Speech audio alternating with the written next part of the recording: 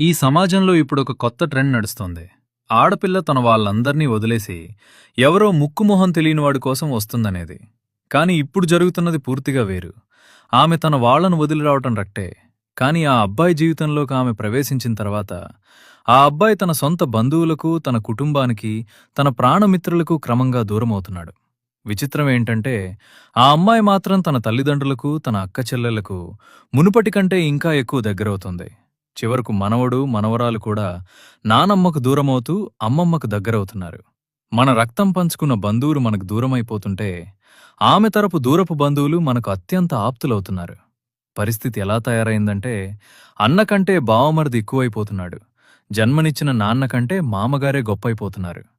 ఆడపిల్ల తన వాళ్ళను వదిలేసొస్తుంది అని లోకం తెగ పొగిడేస్తోంది కాని, అసలు విషయం ఏంటంటే, తను వదిలేసొచ్చేది నిన్ను కలుపుకొని పోవటానికి మాత్రమే. కేవలం నిన్ను మాత్రమే. మన అన్న ఇంట్లో ఏదైనా ఫంక్షన్ ఉంటే మనం ఒక్కరమే వెళ్తాం. అదే బావమరిదింట్లో ఫంక్షన్ ఉందంటే చాలు, పెళ్ళాం, పిల్లలతో సహా కుటుంబమంతా సర్దుకుని వెళ్ళిపోతాం. ఎందుకంటే మనకు అన్నతో ఏదో ఒక గొడవ ఉంటుంది. అదే బావమరిదితో ఏ గొడవ ఉండదు. నీకు నీ బావమరిదికి మధ్య ఉన్నది కేవలం చుక్కముక్క రిలేషన్ మాత్రమే. నీ అన్నను ఆస్తివాటా అడిగినట్టు నీ బావమరిదిని అదనపు కట్నం అడుగు. అప్పుడు తెలుస్తుంది నీ అన్న ఎలాంటివాడో, నీ బావమరిది ఎలాంటివాడో.